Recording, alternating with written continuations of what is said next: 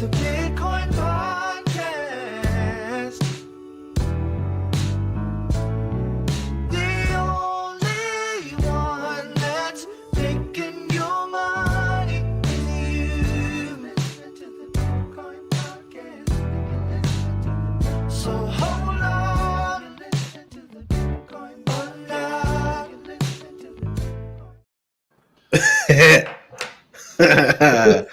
Hey everybody, welcome back to the episode of the Bitcoin Podcast, episode number 370. And today we feel a wreck with our little China girl. You know, I didn't know that was a David Bowie song until just now. I'm figuring that out. Oh, Yeah, I'm not a big David Bowie Alicia fan. is killing it with the song memes. Yeah, Like I'm just digging it. like allusions to popular songs. Yeah, I'm digging it. I am. Well, hey, for those of you that don't know, which is for you guys, I'm the host of Talks First, D. I am another host, Dr. Corey Petty. And I'm the third host, Jessie Broke. And we are the Bitcoin Podcast With our powers combined. Yeah. So extreme. let's kick this off hard. I'm at a cybersecurity conference. I'm at the National Cyber Summit. It is where a lot of big wigs in the cybersecurity community go to flex and talk about the state of cybersecurity within the nation and globally. And they don't know anything about blockchain yet, but they're interested. They fucking will. So I'm here. Are you here there to because teach 'em? Are you there to teach them? I'm moderating a panel of enterprise experts to discuss the perspective of cybersecurity and blockchain. So both I'm framing it in a way that is what are the risks and how are they different in blockchain, and how can this underlying technology or parts of this technology help with how cybersecurity works today. So how can it make cybersecurity better? And I'm hoping that panel at least has people walk away with a better understanding of what this stuff is, and outside of just hype and NFTs. And yeah, we'll see what happens. So, what are my odds on hitting the big, Corey, if I go through my very old AOL email, look for my Nigerian Prince email, and change USD to BTC, and then send it out to everyone? Not bad. Assuming Nice. if you can get a good broadcast, if you can get a good broadcast, who you're sending it to and how much money you spend figuring out how to send it to those people, it dictates how profitable that thing is. That's why when I say how does cybersecurity change with the new perspective of blockchain or this technology, whatever the hell you want to call it, decentralized tech, it means that how you look for threats and what threat actors are doing changes in the context of blockchain.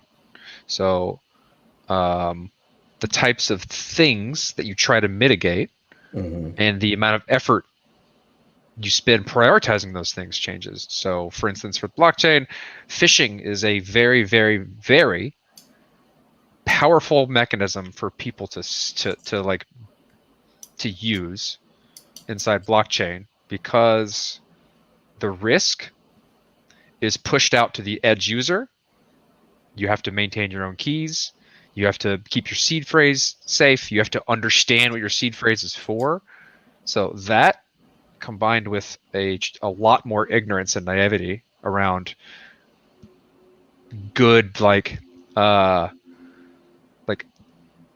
what is it, being a good citizen of the internet, understanding how to have good security hygiene on the internet, the naivety associated with that with most people means that that's the easiest way to steal money. You just phish people.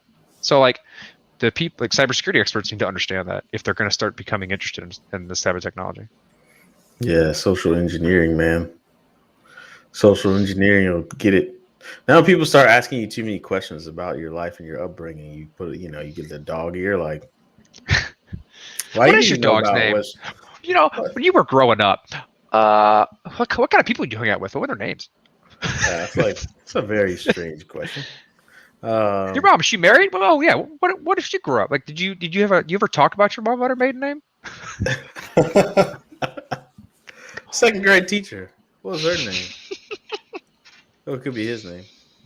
But like the difference here, right? Like, what I think people don't understand is that like phishing is a problem everywhere. People like even cybersecurity experts today, like trying to keep security up for their organizations using traditional methods, or like looking at traditional threats, like have to worry about phishing. Like people still click on dumb shit regardless of all the certifications they have. Like I watched 4 talks on it today, but the problem here, or the difference is that instead of a phishing campaign that someone logs in with and gives away their username and password to some malicious person, and then that person gets access to their account and does things, and maybe access to a database or something like that. Instead of that, they get access to their keys and their money, and there's nobody that can stop them from taking it or get it back once they took it, right? So like the risk is so much higher when you get phished in crypto. Yeah, I think that the thing, all these Web3 websites, the websites that basically have a connect your wallet button, there's going to be a lot of people that lose a lot of money to connecting their wallet to somebody else's wallet, getting the wrong software and it looking identical, and instead of you logging in securely with MetaMask and it being the secure interface to the application, it's thank you for your keys, I'm going to walk away with all your money. Ooh, we need to write a book or something. We need to do something to warn the public. How do we warn the public? I feel like I don't know. Maybe we should make maybe some type of format where we like get in like a video conferencing thing and we talk to each other regularly. You know what we should try? We should try one of those podcast things. I heard that shit's pretty gay. Wait, have you guys ever been phished in crypto? Because I have. No, I haven't been like successfully. Like no, I've seen a tremendous amount of offers, but I've never actually like officially. I'm a never rather happened to me. conservative soul, Jesse. So if I see anything that even smells wrong, I'm like, no. It was super opportunistic. So like I pride myself as somebody who has never clicked on like anything spammy or anything scammy rather, and I've never been scammed ever. But this was such an insidious like social engineering scam. This was back in 2017 when I had some Litecoin, right? And, I was just getting my feet wet with crypto. I think it was even late 2016. But I was trying to get rid of all the stuff on my RuneScape account, right? It was basically about $2,000 worth of RuneScape items. And I wanted to sell them. And I was just getting into crypto and I was like, hey, Litecoin seems like a cool thing. I would like to sell this for Litecoin. And I happened to be on a crypto trading Discord server at the time. And I used to play RuneScape with the admins there. And I was thinking I was selling my RuneScape account to one of the admins there, but the Discord number, right, was different. And I didn't pay attention to that because I was that was like my first time on Discord. Exactly. And what they did was they co-opted this dude because I publicly said, I'm trying to sell my account. And then they were interested, like the actual person was interested on their real account. And then somebody took that small window of opportunity and DM'd me. And I thought that was the Discord. Same username, different number, same profile picture, and contextual information. And get this. It was even dirtier. They had another person come on who was another admin as well in the Discord server. So it was 2 people who are both impersonating 2 real Discord admins. One of the admins, who was the real Discord admin, wanted to trade me. So I thought it was just a continuation of that same conversation. And so when I checked, like when they said that they transferred me the Litecoin and they said, here's the address so you can see that the transaction is pending, I just said, oh yeah, okay, I see something's pending here for, this amount, but really they just bounced the Litecoin to another address. And I just didn't understand. Looking at a like a block explorer, I just thought it was pending. So I sent them all my stuff. Yeah, I just saw pending, and the amount looked correct, and all my shit gone. Yeah, Like, it's 2K worth of it's shit. tremendous how, and that's what I mean, right? So like, Yeah. the reason why they did this is because it's profitable for them. Yeah. Like that amount of effort isn't normal for a phishing campaign, or like an impersonation, it's like a social engineering campaign, when the payoff isn't I can take your money and you can't do anything about it. And so what has happened since 2017 when the blow up happened, is that like phishing campaigns have been become incredibly good. Like that's surprising for 2017, to Haven't be got honest. me That's a yet. lot. Like, Knock on wood. like that would have gotten most people. That probably would have gotten, like, it's hard to say it wouldn't have gotten me, because depending I on how was much new to money Discord, it is, dude. and you It were was new, fast, and yeah. and like they did a lot of the normal things you would do, and they continued a contextual conversation, which is hard. Yeah. But like, it's gotten way worse than that. And to where, like, even secure, I've talked to a lot of security engineers, like you talk. My crypto people, I'm in a Slack group with them, and we talk about security stuff, and they are on top of everything, and they spend an inordinate amount of time. I'm going to try and interview Harry about this stuff soon. Like looking into phishing campaigns and trying to educate people, and the sophistication of phishing campaigns over the course of the last 4 to 5 years is phenomenal, and it's disgusting, and it's scary, because the amount of education and knowledge of everyday users has dropped, because the space has gotten so much bigger, and we've brought in so many more people who are trying to figure out how to use this stuff. So Do you have is there a video of the conference that you're at and like the talks that you found fish a interesting? fisher? Like, I mean, we try to fuck with them. You can fish fishers. Like, what if you? I spent quite a bit of time trying to get people who are scamming me to send me money first, in order to like legitimize them. So, because like it depends on how much money they're asking for, you can maybe get them to like send you a little bit of money to like gain some trust, and you say, go fuck yourself, it's my money now. And it's anyway, it's just fun to fuck with them if you know what's going on. There are like, YouTube channels built on that. What if there was like a whole position in crypto, the gullible guy, and you go into Discords and you waste all these fishers' time? That's a lot of time, dude. All you do. You better be really good at it, otherwise you're gonna be broke because you don't make any money because you spend all your time trying to scam scammers. Well, no, like you're getting paid from a company in crypto, like that's a job title. Or your YouTube community is so big. You've seen those YouTube communities, right? Yeah. They record themselves trying to reverse engineer, social engineer people. Exactly. Yeah. I've seen that. Or just locate like the Indian scammers. I've seen a lot of people, like security people will identify scammers and then turn their cameras on and then like interrogate them. Oh fuck. And it's hilarious. It's so weird because it's all like Indian workshops. Like it's like a call center. Yeah. It's very profitable, but let's move into why our title is China. So we have to talk. We have to talk about it. Oh, right? yeah. I mean, we can't not talk about it. We can, but yeah.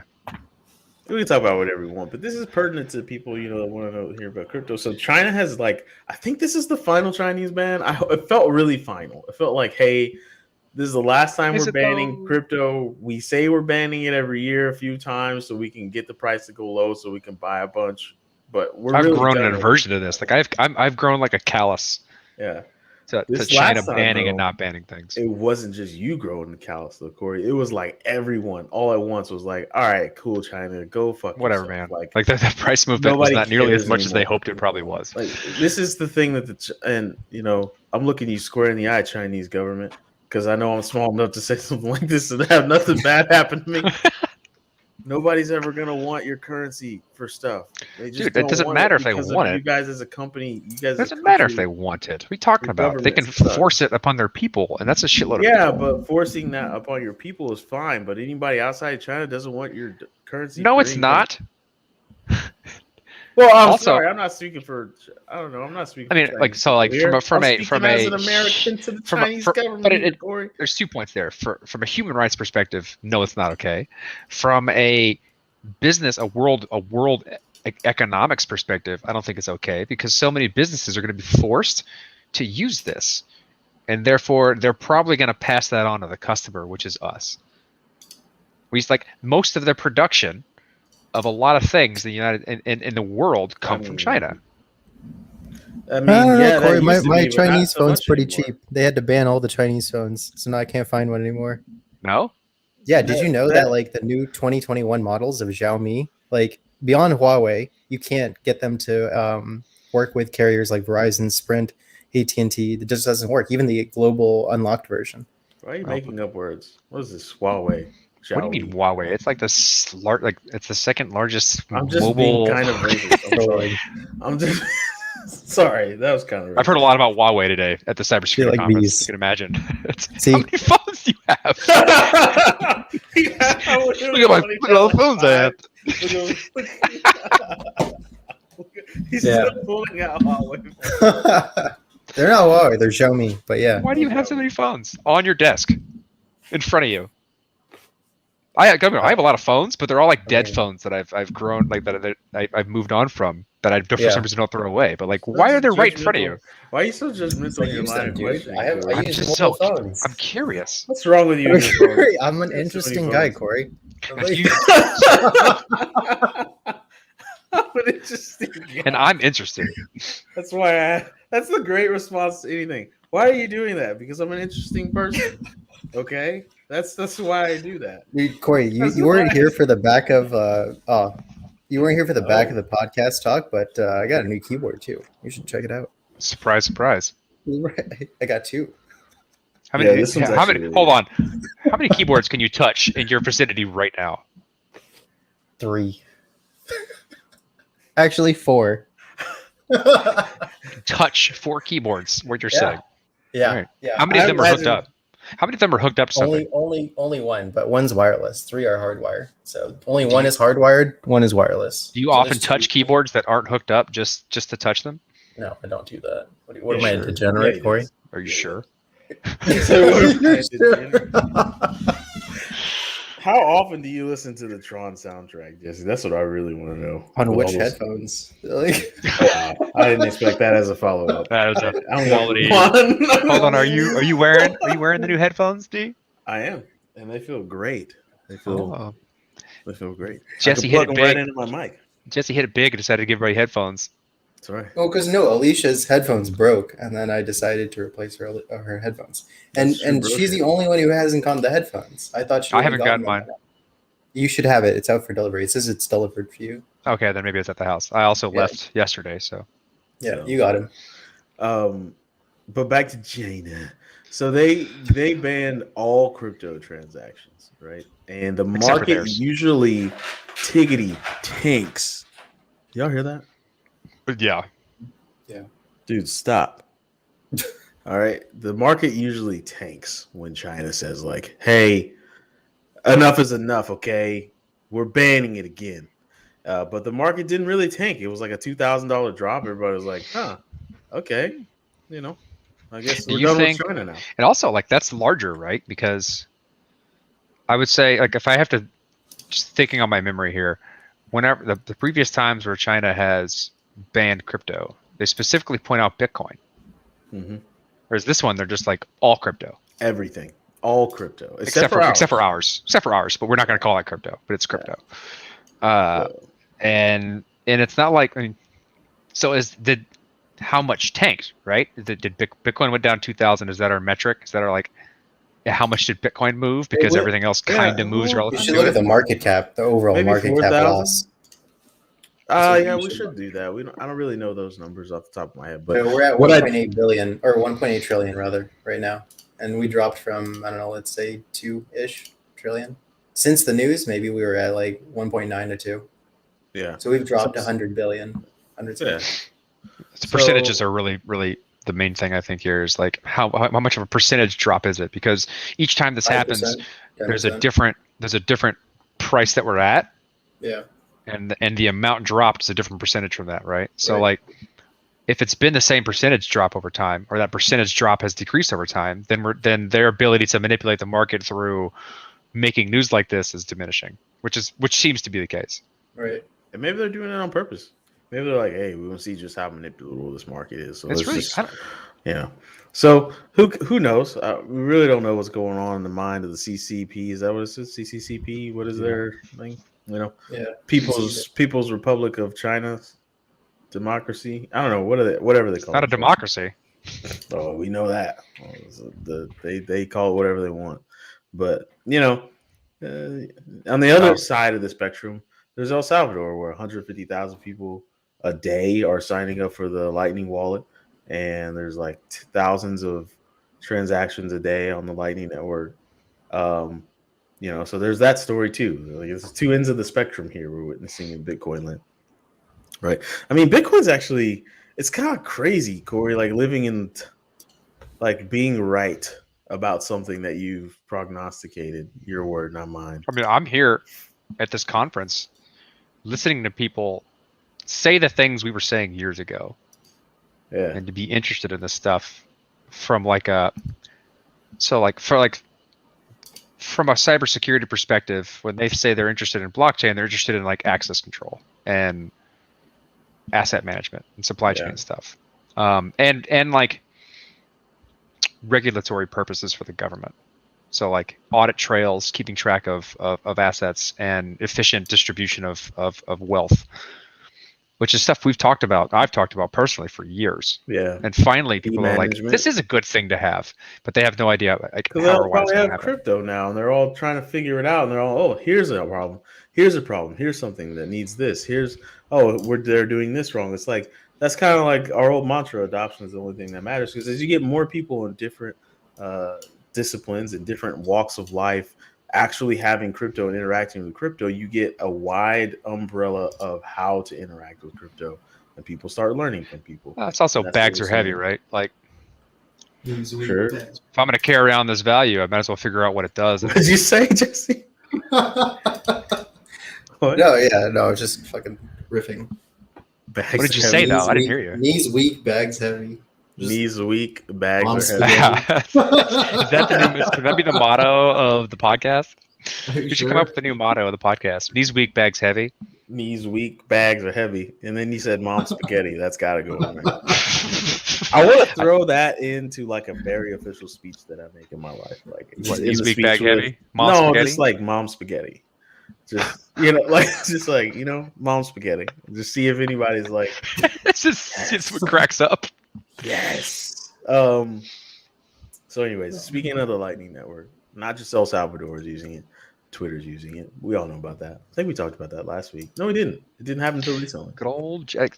Jack Dorsey's also doing a like NFT verification Did you see the video of it? process for Twitter profile images. No, I haven't watched it. I just know that he's doing my something. God, it looks good. Like we're gonna start see this NFT shit pop off. So you like put Isn't your it NFT in interesting there. that like he's such a Bitcoin maximalist, yet he's forced to do this because that's how his users are using it, and Bitcoin can't do it?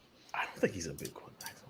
He's a Bitcoin maximalist. I That's why don't think they're using the Lightning Network. Of course I he is. think there's very few Bitcoin maximalists. I think there's a lot of people that pose as Bitcoin maximalists to get maximum social points.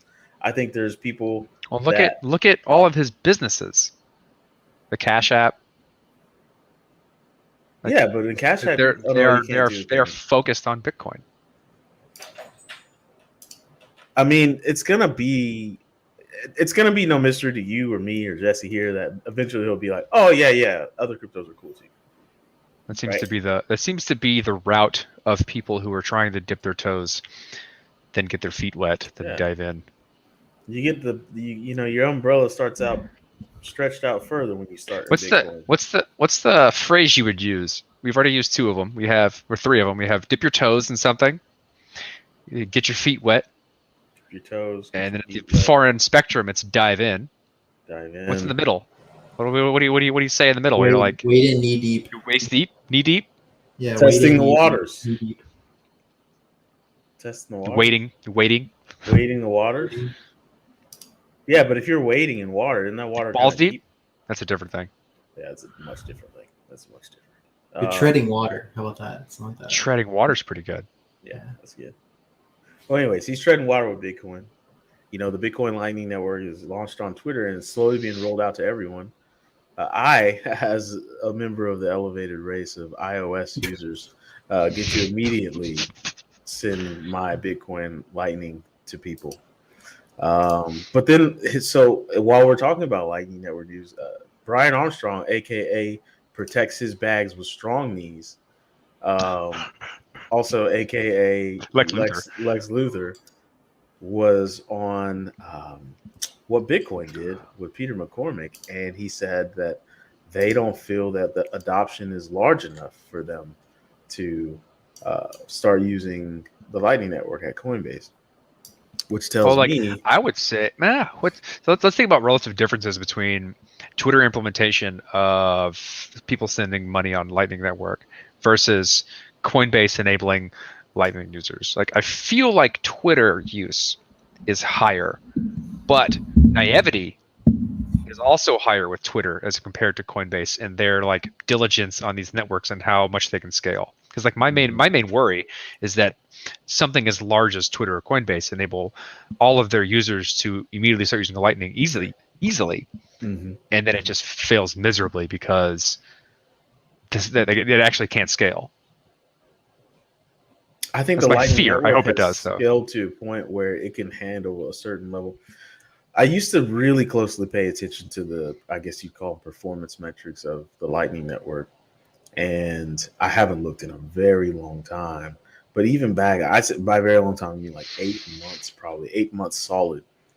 But even 8 months ago, Lightning could handle like almost 100% of any transactions below $10. Right, it would go just fine. So I think, huh? I don't know. I haven't paid attention to either. Yeah. Like, I hope that's the case. Also, what I am interested in, what I've been paying attention to, and we'll be writing some stuff up probably soon, is we like a while back we talked about Taproot being enabled on the network, right? Mm-hmm. Like it passing the vote, so it's going to actually get through and become a thing. And so there's 3 BIPs or Bitcoin improvement proposals that are passing with this. That's basically Schnorr signatures, which then enable Taproot, which then enable Tap scripts. So those are the 3 main huge changes to the Bitcoin ecosystem that are happening. But like, it passed the vote back when we talked about it, but it doesn't actually get rolled into and becoming the valid thing to do until like next month. And so November, yeah, and so like you're not going to see people start to use these things until next month. November. And I've been asking people forever on Twitter, who's building something that takes advantage of this stuff? You got your answer, Kraken.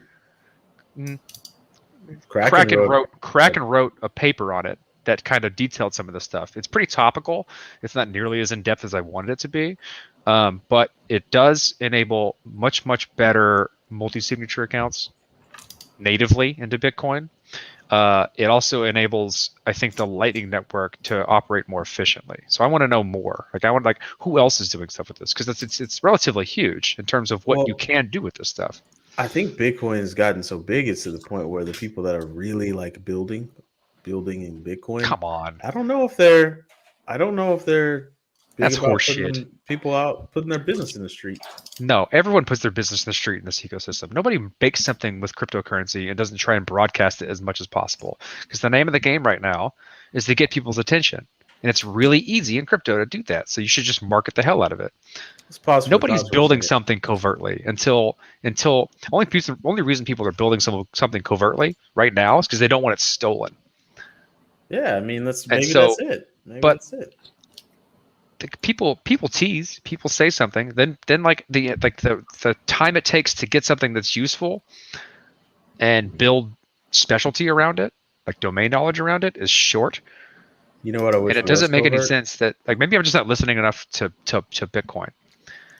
I wish that wallpaper that your hotel room chose was more covert. That is some shitty wallpaper back there. I like it. I kind of like it.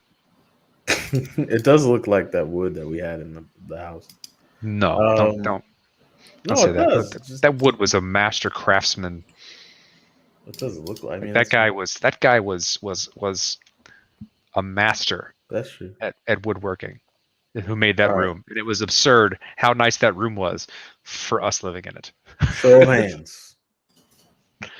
Does the Twitter integration push the price of Bitcoin at $300,000 per Bitcoin? Because that's what everyone's saying on Twitter, and Twitter is such a pool of Bullshit.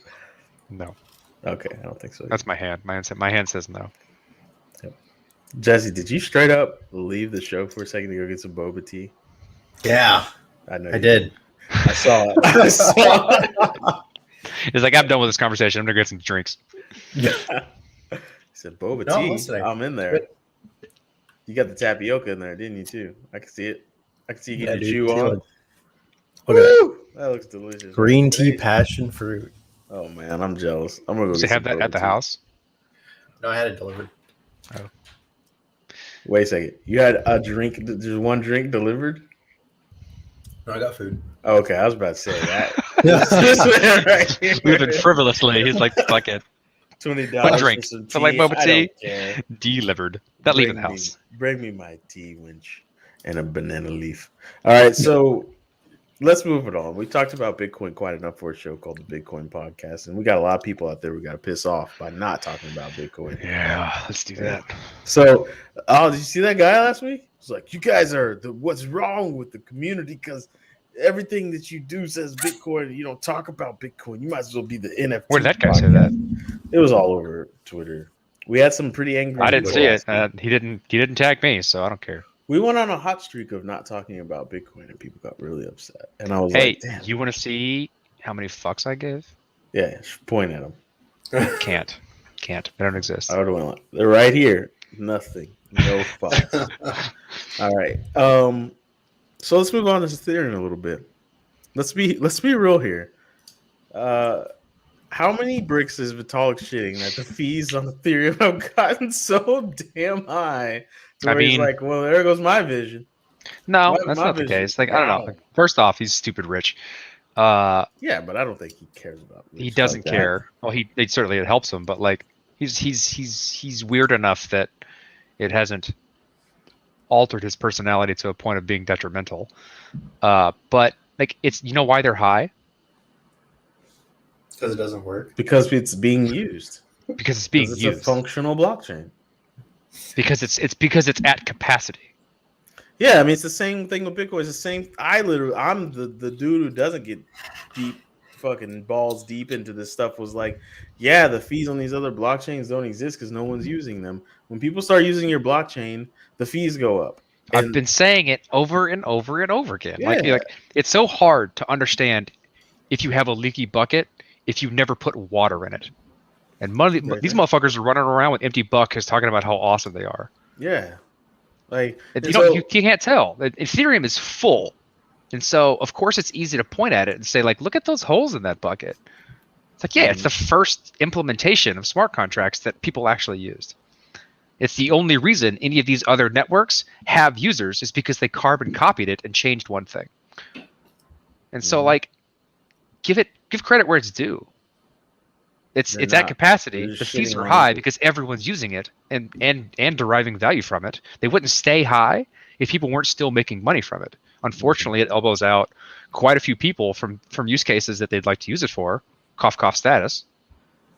But like, fuck off. They're using it, yeah, and it's gonna slowly spread away. Like so, like there is a potential. can we get some That- alpha? What? What?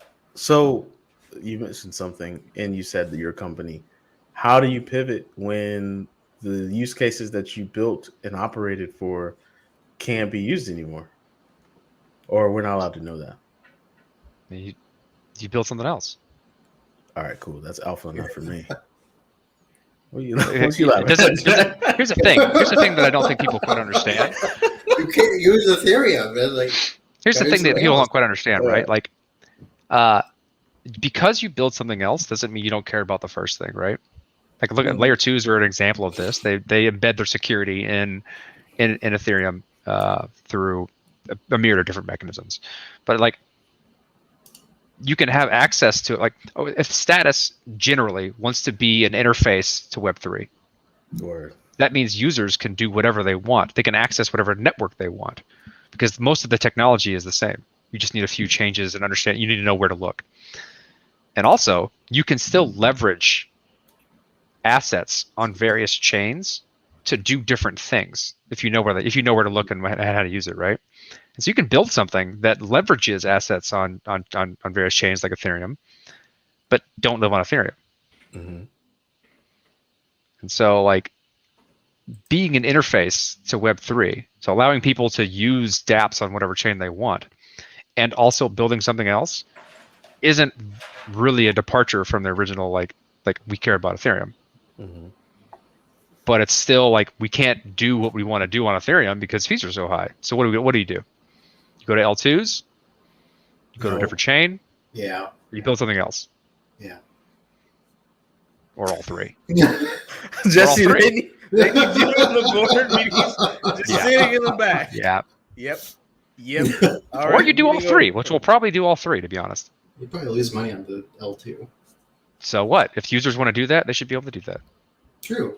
Like we're releasing a multi-chain layer 2 status soon. It's already in development. It's being tested. It's going to get released into production soon. So you can access things like Arbitrum. What or Corey just said Avalanche. is really powerful. Empty buckets. What's up, Joe? What Corey said was really powerful. He said you do what the users want, pretty much, or you give the users options. And I'm learning this the hard way. That's the whole point, right? much That's why we different came business. here. Is that you give people the ability to make good decisions and do whatever they want to do. The problem is making something that allows them to make good decisions. So you need to surface information, contextual information to them so they can make good decisions and not shoot themselves in the foot. That's the hard part. But It was like the whole goal of this is to give power back to the people. So fucking do that. It's a good point, and it's something that like I think younger people have a hard time understanding. You do what the user like the whole customer's always right, client's always right. I think that statement is kind of being lost on younger and younger generations, myself included. Like it's like because I wasn't treated that way. Like Amazon's pretty much always told me what's right and what's wrong. Mm-hmm. I get it on this day. Cool. I'm not gonna fight it. I'm not gonna call you. I'm not gonna ask for to be honest, like to be fair with Amazon, you can return whatever the hell you want, and they're like, sorry, distributor, you're getting hosed here. Like merchant, like if you're a merchant at Amazon and someone returns your shit, you're paying for it. Yeah, and Amazon that's doesn't true. care. That's very true from that side of the fence. But from like, and so at work, it was very recently at work, I made this like module, like it's a part of the program, but I finally activated so that like, we could get confirmations from our clients digitally, like in their email. They just click a button and things are confirmed. It's great. And like within a day, somebody called up and she was like 60 years old. And she was like, "Oh, I got your email. I'm just calling to confirm." And like my receptionist was like, "Just push the button. Just push." And she was like, "Oh, I don't want to. I'm not good with the tech." That lady is good with cybersecurity, not clicking on email links. I like her. Yeah. And so it's just like, you do what the user wants. The user wants layer 2. Jessie, then there's going to be layer 2. If they want a new blockchain, they can get on a new chain. But it's just, I think we've yet to see a blockchain that can handle the volume of Ethereum and Bitcoin and keep fees low. My bet right now that the blockchain that's going to be able to do it best, if you call it a blockchain at all, is Avalanche and what they're doing with their suite of chains. XC. What is it? P? Yeah, P chain. We got XP chain, P chain, C chain, all kinds of chains going on there. We got subnets. There's probably gonna be chains in the nets in the chains. It's gonna be some banana shit. But Where are you going with this? where I was going is like fees. I don't think fees ever get super duper inexpensive unless we were working with something that's really centralized. No, that's not true. Unless you move the decimal to the left enough times, No, right? that's And not just true. trick everybody. So fees are a combination of a bunch of different things, and it's hard to say. Like there will always be a place where you can do something for low fees. Whether or not the person you want to do that something with will do it with you is a different story. And so most of the time, the reason why fees are high on Ethereum is because no one wants to go to a different chain to do that thing. So over time, we've like it's being easier to convince someone to operate on a different chain because the trust on that chain is getting higher. And so first of all, you need someone else to do whatever you want to do with on the same platform. There needs to be space on that platform. That platform needs to scale to a point and operate at low fees in the first place in order to facilitate low fees. But if it starts getting up to that scale where it can't handle them anymore, fees are going to go up more often than not because fee markets are usually the way in which you incentivize people to do things. Like Avalanche, for instance, fees won't go up. There's no fee markup on the Avalanche C chain. It's a set amount because they think they can scale enough. And miners don't get fees for transactions. They're burned. So like when you make a transaction on Avalanche, the Avalanche C chain, that fee, the amount that you pay for the transaction, it's just gone out of existence, which then slightly raises the value of everyone else's Avalanche, right? That was the mechanism they chose to use for doing things. So like how fees play in is dependent upon where you are, how filled up that thing is, and whether or not someone's going to do it with you. And there's probably more to it than that, of course, but like it's a complicated subject that most people aren't willing to dive into or should have to. More often than not, it's like, hey, this is what I'm going to do. This is how much it costs. This is how you do it. And depending upon whatever that thing is dictates whether or not someone's going to say okay. Yeah. Right now, if you want to do NFTs and there's a lot of value involved, you're probably doing it on Ethereum. If you want to do NFTs and there's not a lot of value involved, you're going to do it somewhere else. Well, I think it's only natural that another chain is about to pick up where Ethereum is dropping. Like the holes in the Ethereum bucket are about to go into some other chains buckets. We're seeing it now. We're seeing like, Binance Paul Oakenfold. Are you familiar with who that is? Isn't he like a DJ? Yeah. He just released or announced that he's releasing his next album on Cardano. Really? Like all of it, the whole thing, every asset associated with the album is on Cardano. That's cool. Why? Well, Hutchinson's convinced them to do it, and they can do NFTs. Like the whole FUD on smart contracts. The whole FUD on smart contracts for Cardano is exactly that. Like they can do smart contracts. They're just drastically more complicated than the implementation that Ethereum does because of they're using what's called the extended UTXO model, and it's not nearly as clear how to do smart contracts on a model like that as it is for Ethereum. Because for Ethereum, you can think of it as like a singleton. It's a single CPU that everyone accesses. And it's very clear like how many transactions can go through. But like making software on an extended UTXO model is more complicated, and the tools to do it are not nearly as easy. And it remains to be seen whether or not complex decentralized applications can even be built on it. So like I would call it an experiment that has potential, but no one knows if it's going to work. What's the difference between a regular unspent transaction output and an extended unspent transaction? Good question. Output? I've been looking into this. So right now, if you have an unspent transaction, so UTXO, or unspent transaction output, UTXO, what it says is like this address owns this piece of Bitcoin, right? This amount of Bitcoin, right? And if you want to make a transaction on Bitcoin, you say, I own, what your wallet does is it keeps track of all the UTXOs that all the keys that you have control. And it says that and then accumulates to 1 Bitcoin, right? So like if I add up all the UTXOs amongst all the keys that I own, it adds up to 1 Bitcoin. And your wallet says, you have 1 Bitcoin, right? That's what happens in the background of a Bitcoin wallet. And then I say, all right, I'm going to spend 0.25 Bitcoin buying something. So what it does, what your wallet does, is it says, all right, I'm going to grab this set of UTXOs that gets as close to 0.25 Bitcoin as I can. And then I'm going to add those up, and those are my inputs to the transaction. And then but like normally it's just a little bit over, or like maybe drastically over. It doesn't matter. And then it says the outputs are 0.25 to where I want to go, and the rest is a change address that goes back to me. Right? Normally, this is the standard Bitcoin transaction. So that's how UTXOs work. But like the UTXO is like So like to get back to your question, the script that allows me to say I spend this Bitcoin says I own this private key, so I can it validates me to spend it, and that's basically all it does for UTXO. The extended UTXO model has arbitrary logic that validates whether or not you can spend an asset. It's not just like I own this private key. It's a myriad of things depending upon what language you use to validate scripts for UTXOs. The What are the scripting language language, what?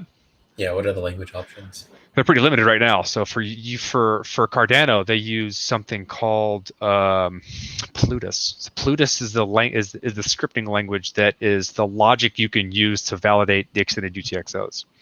I don't know enough about it. It's based on Haskell, but like there's a lot more ways in which you can use this language to then dictate whether or not a given UTXO can be spent. Mm-hmm. And so that then allows you to create way more complex software that uses multiple UTXOs to then be spent for varying purposes. But like for Bitcoin, that scripting language is very, very small on purpose, such that like you can't fuck it up. Like the security landscape, like what you can do is so limited that you don't have to like worry too much about all of the varying complex ways you need to check for. This is the address, or this is the set of addresses that need to come together to allow you to unlock this Bitcoin. Mm-hmm. There's not much else to it. That's why you can only do so few things with Bitcoin. So what does having extended UTXO like allow you to do? Smart contracts. Oh, okay. More complex smart contracts.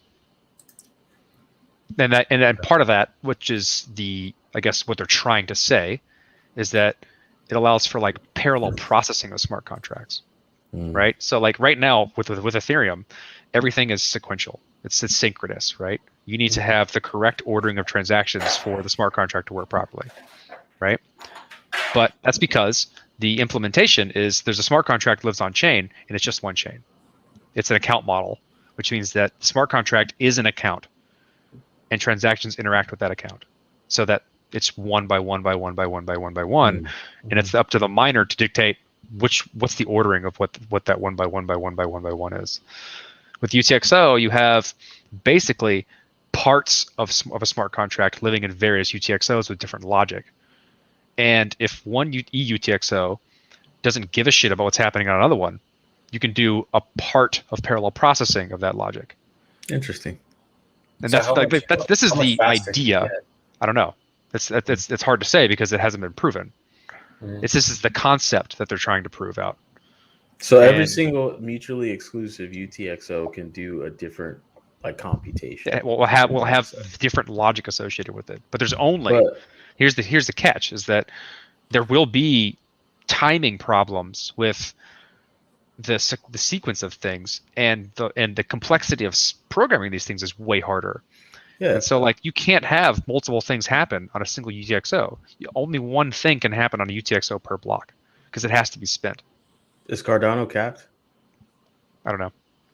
So what determines the sequence? I don't know. Miners. Like how does It's proof of stake, so validators. Yeah. Alicia, do me a solid. Who gets to be a validator on Cardano?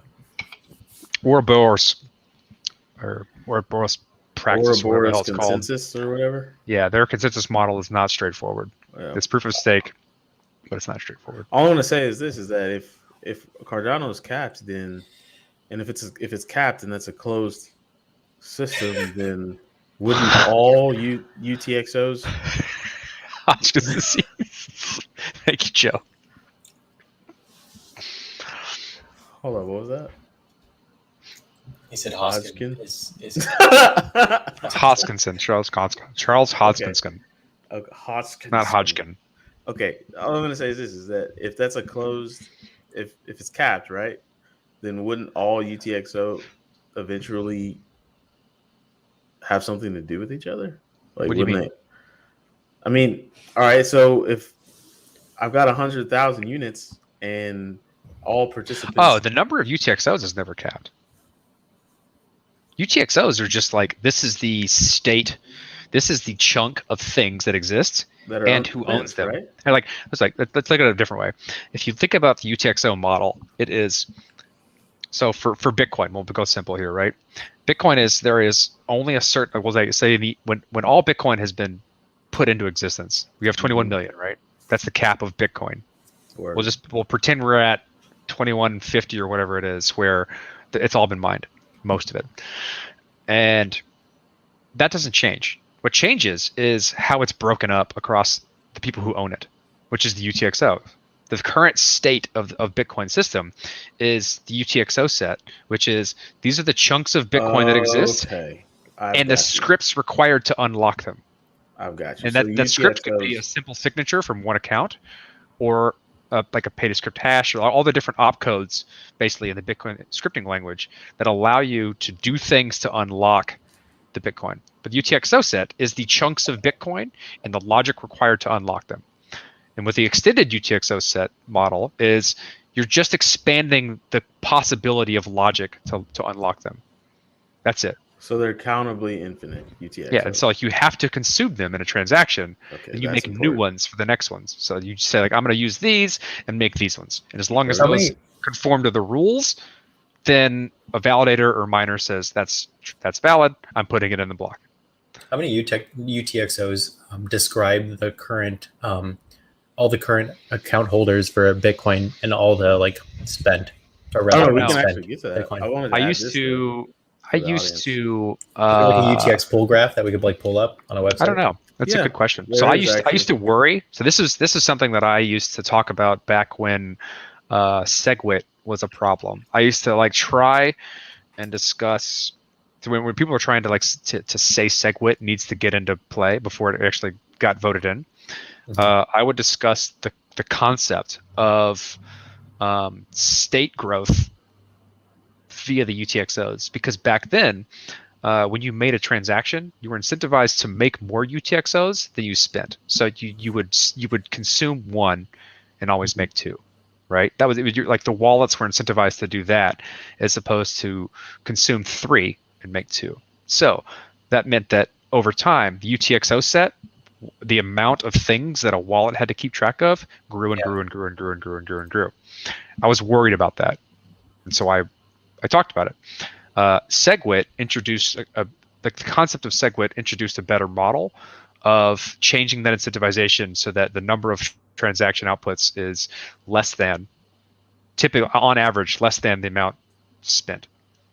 How did that change? Like what in SegWit in particular? It had to do with how you order things and then the size of them, and then store signatures should also make that drastically different too, because it does signature aggregation. So like you can consume, no matter how many UTXOs you consume, it's always going to be a single signature on the blockchain. Right? By the way, if you're sorry, I don't mean to interrupt, but I actually do. Fuck what y'all talking about.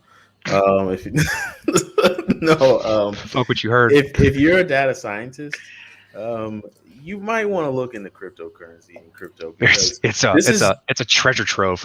This is just the Bitcoin blockchain, by the way. And if you go to blockchain.com/charts, I've been looking at these charts probably since 2013 now, and they only add more. This is just for network activity, and I see 1, 2, 3, 4. It's a treasure trove of stuff. Yeah, and you can get this data. It's free. You can get it as an image. You can get it as a CSV. It's perfectly formatted and curated information. Yeah, it's you just perfect. have to look at it. There's no holes. That's the whole point, right? That's the whole point. People have to make transactions of a given format in order for them to be included. So if you look at the blockchain, various blockchains, if you understand the rule set, you have perfectly formatted data. This is why it's like this. The writing is on the wall. How important this shit's gonna be. Like if I work in finance, and I've been working in finance for, let's say, a decade, and I've got my my master's in science and in finance, and I love data, blah blah blah, and I get a hold of this. You think I'm not gonna make a financial product that's gonna make my company so much fucking money?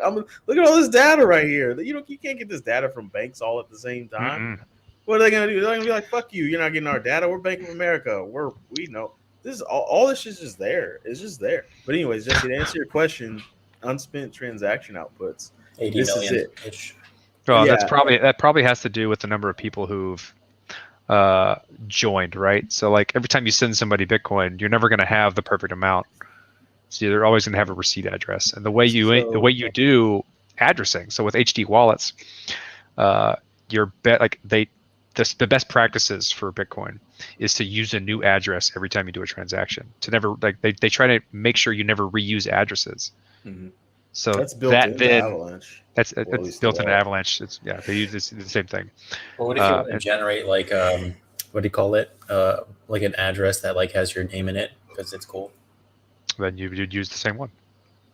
Yeah, but like that's not best security practices. No. I mean, it depends, right? It's. I got a question. It's a trade-off of privacy versus complexity. Can you have with Ethereum? It's easy because it's an account-based model. Can you have behind-the-scenes hierarchical determinism and in front of the scenes something that just says Fergalati.eth? Yeah, so like there are ways to reference the public key that then generates all your addresses. Like so, like when you say for instance, you want to track all the Bitcoin of your seed phrase without exposing your private keys in like a software like Rotkey, which is like a personal finance portfolio software. Then you give it the Xpode address, which is kind of like a way of like, hey, this is the generalized public key, which then allow me to generate all the public keys that can come from this without exposing the private keys associated with them. Right? So like you could attach a name to that, which then allows you to say like this thing plus a derivation address. I think I'm not 100% sure on this. This thing plus a derivation address allows me to generate a public key to see like to know where I need to send something. Mm-hmm. And so there's a way to look at a bunch of different public keys and map something to that, like the identity, like an ENS name or a handshake name or something like that, and publicize that. But like, how much do you want to publicize? Every time you broadcast yourself attached to an address, you're exposing quite a bit of information if someone's doing blockchain forensics until Schnorr signatures. Yeah, it just kind of blows my mind how it's funny that I was talking to one of my friends just yesterday about this because I was helping them with some hardware wallet. Just routine. I just call it routine. I'm doing monthly routine maintenance on my hardware wallets. You're IT now. Making sure it's updated, making sure the firmware is fine, making sure it gets in. That's good. I figured out now that that's good. That's good hygiene. Avalanche and Ledger S. If you have the Ledger Live software pinging the hardware wallet at the same time as the wallet-beta.network.avex.network site pinging it, then it's never going to recognize it and it will never pair. And that has to do with trying to control like a device file on your computer. Really? Not necessarily like the network. It has to do with who's controlling that USB port. Okay, so it's like you're using MetaMask, I assume, right? Oh, that was the problem. Or like you're using like a Ledger. I was using a Ledger, but it was plugged into a hub. You know, one of those. Use one controller for games. Yeah, so it's like who has access to this controller, and they won't allow anything else to do it because that's a security risk. The more you know, because it was one of those hubs that you use, so you plug in your laptop and then you've got all the screens and all the things. That doesn't matter. Now, that can cause problems, but like more often than not, like one thing, especially something like a hardware wallet, should only have access to it at a time. Because like you don't want to like open up a channel with like your like say you're for instance using Ledger Live with your hardware wallet, right? And it starts to like negotiate and communicate. The software, Ledger Live software in your computer starts to like open a channel with the actual hardware device and says like, all right, let's chat, let's send messages. Do you want something else in your computer to have access to that? No. Yeah. So I get it now, but it's just the more you know. But the more, I guess the moral of the story I'm even going down is that he was like, if you guys really expect everyday people to do this, you're like, it's never.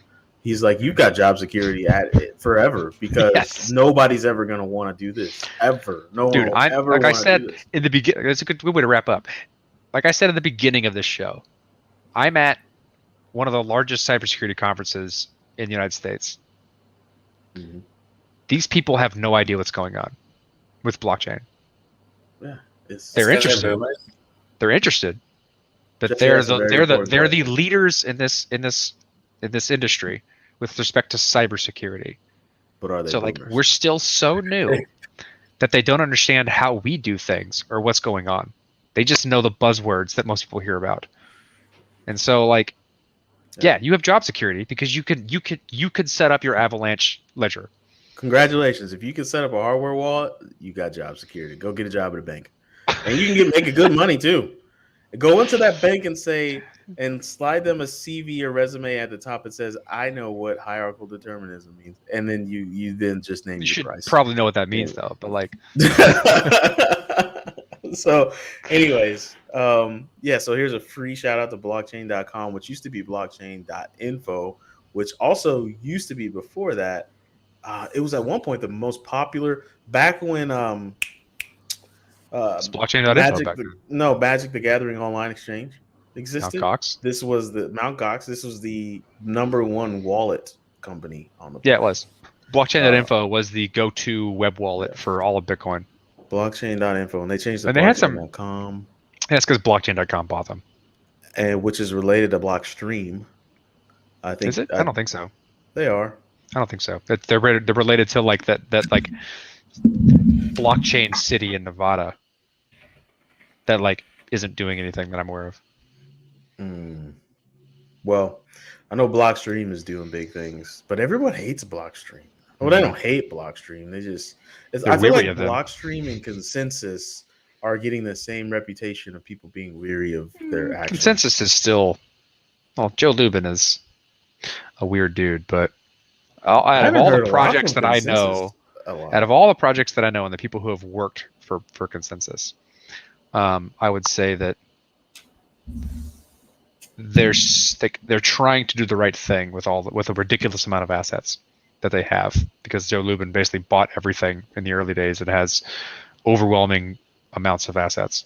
This man probably is almost a trillionaire. But with Blockstream, I mean, I've talked to engineers at Blockstream too, and for the most part, the ones that I know who are doing the work, they really, really give a shit, and they're really, really good engineers. But I don't really like Adam Back. He's kind of a douchebag. I mean, he's really a douchebag. Wait, why? That's not a bad distribution. Look at this fucking data. Look at this data. All right, let's wrap it up. Oh, I just wanted one last thing. Look at that hash rate, baby. We're coming back, baby. China said no more mining. The world was like, oh my God. And then we caught it right here. Everybody's suspecting the US caught it. I'm curious of the geographical distribution of mining at this point. Wait, that says I would love to see that. Yeah, this is when they said no more mining. This day. April, right May, June, July, August, September. So what you're not seeing on the bottom part is August, September. But the hash rate doesn't correlate with the actual right price. No, it doesn't, because they don't. I mean, I would say that those aren't nearly as correlated as they used to be. Like if you look at a correlation graph between hash rate and price, I bet it's not nearly as stable as it used to be. Yeah, I can agree with that. Look at that drop, bro. That's the biggest drop. I'm pretty sure that's the biggest percentage drop. Yeah, dude, that's a lot of hashing power just turned off like that. Hit the switch. Golly. Anyways, and now we're up here. We're crawling our way back. If this gets above here, yeah, but I would also argue that the amount of the hash rate of Bitcoin is over securing the underlying value of Bitcoin. Yeah, you don't need that much. You don't need that much to operate just as fine with the same security guarantees of not being able to overthrow the network. You just don't need that much. What percent does it? Can it come down? I don't know that. I don't know that answer. I just think I think. I don't have any numbers behind it. I think it's oversecured. Well, one of these weeks, we promise we're going to get Jessie to talk to you guys more. Jessie actually said, I want to talk to the audience more. He said that right before we got on. And then me and got to go in, dude. That's something we talked about. You were educating everybody about EUTXOs, right? That's right. That was good. Now I understand it more. That went on tangents. I went pretty far in on this episode. Market signals. This was good. Oh yeah. Before we leave, M Stone patron asked. I don't want to give his real name. What headphones are these? You bought us. He wants to know. There you go. It says it on the side. DT770 Pros. Where does it say it? Oh, on the side. You can't see that. You gotta blow it up.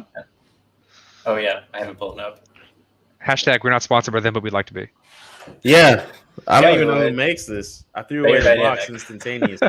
Hey, what'd you use the plug? What are you plugging it into, dude? You got a I DAC? plugged or it you- directly into the mic, bro. It's got a I quarter inch that unscrewed this to part and plugged it straight into the mic.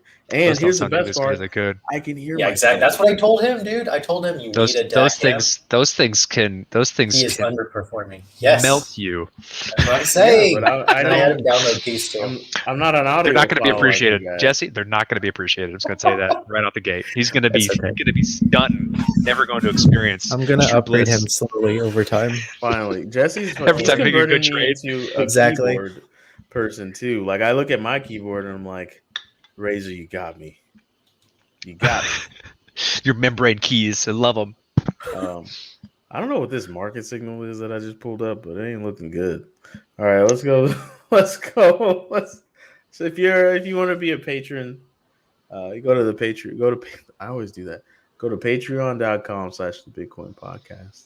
You'll find us. You can sign up for a tier of it. Right. The patrons are gonna get the opportunity to get a bag of Cheetos. Or sorry, 100 bags of Cheetos. 100 bags of Cheetos. When are we doing that?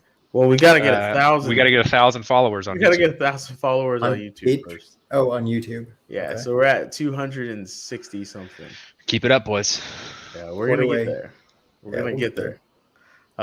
We're at 265. We were at 268, and then we lost 3 when I think I went on a rant about something political recently, and then people don't like that. Do you ever unsubscribe to things? Like, how often do you unsubscribe to things? That's I've recently started doing it more.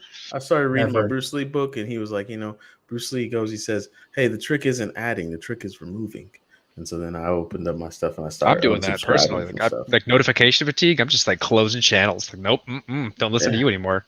Just like, well, I can tell you the blowback from that though is that because I got I literally get like put on edge when I open up Telegram and I open up Discord because of what happened in 2017.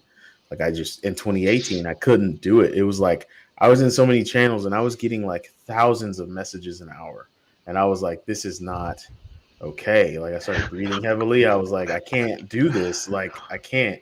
And so Just like that's my world. No, it's not, dude. As soon as I join something, every Discord server, anything, I mute everything. So do I. Yeah, it's I'll look at it when I You look at you it. need to mention me, otherwise I'm not going to see it.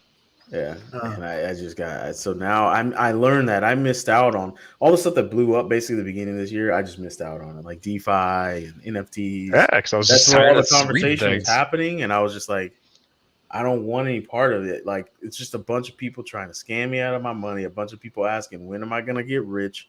A bunch of people asking quasi deep questions just to figure out when they're going to get rich. I was like, I can't do this anymore. But anyway, So now that I have your attention, what should I buy? yeah.